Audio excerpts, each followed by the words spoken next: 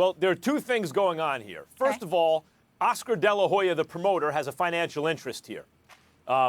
He doesn't want to lose the date for Triple G and Canelo, which is the best fight right now in boxing and a huge event, but would be it would face an obstacle if Floyd, who likes to prove that the biggest dates in the fight world belong to him, tries to move them off the date.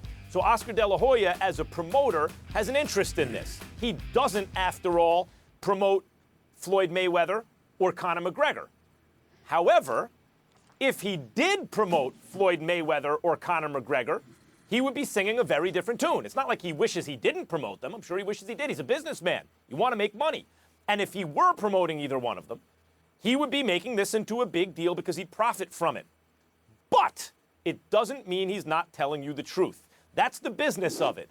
Happily for Oscar, the business of it coincides with his genuine feelings. He's right. He's not lying to you. He is, and by the way, Oscar as a fighter was built up by Top Rank, Bob Arum's Top Rank, as this unbeatable pound-for-pound best fighter in the world because they carefully selected just the right opponent to make big fights with and guys he could beat. And Oscar started hearing the criticism. Why in every weight class are you not fighting the biggest obstacle? And he said, no. I'm taking control of my own career. I want to fight everybody. And so he has some losses on his resume. And he wasn't considered actually by some as great as he actually was. I mean, at the basically very end of his career, he gave Mayweather a really good fight when Mayweather was in his prime. Oscar was a totally great, all-time great fighter who's become a little underrated because he fought everyone, so he lost sometimes, but that's his competitive spirit.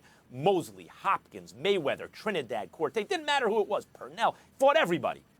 And so he's telling you the truth. He's a competitive guy. He loves boxing. He wants to see the best fight the best. He doesn't want to see something that's not a pure boxing match that's somehow more show business than fighting.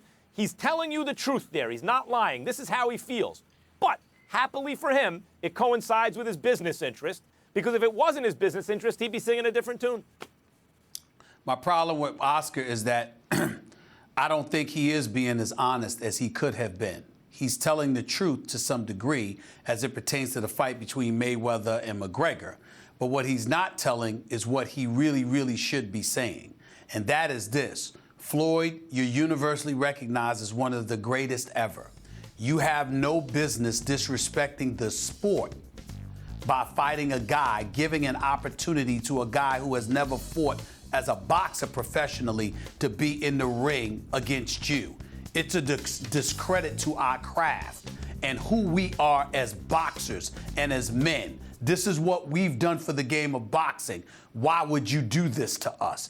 That's what Oscar should have been saying, because that way you can then make the argument that a public can respect and relate to by simply saying, don't go about the business of further discrediting our sport by showing that you're the marquee and moving us off of a specific date when you know Canelo Alvarez versus Triple G is a legitimate super fight. That's all Oscar had to say. Floyd is unapologetic about the money. That's the only reason he would consider this, to get 9 figures. Conor McGregor can't touch this man. Floyd is on another level as a boxer, unless Conor McGregor gets lucky. You don't think Oscar brought that up? I thought Oscar addressed your issue. No. Well, he talked about it. He basically made the point that Floyd is out for self, and it's not good for boxing, it's good for Floyd. I know he made that, but what I'm saying is I'm talking about emphatically stating you are discrediting the sport by giving someone who's never boxed professionally just that opportunity to be in the ring with you.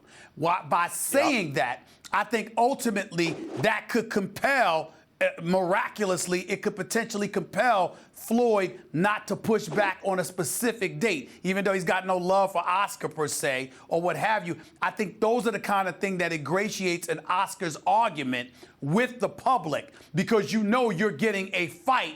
Whereas with Floyd, you're probably, in all likelihood, getting an exhibition. And when you're as great as Floyd and as rich as Floyd, why give somebody without any professional experience an opportunity? That's like me saying, Kobe, can I play you one-on-one? MJ, right, LeBron, but that's a losing can I play argument. you one-on-one?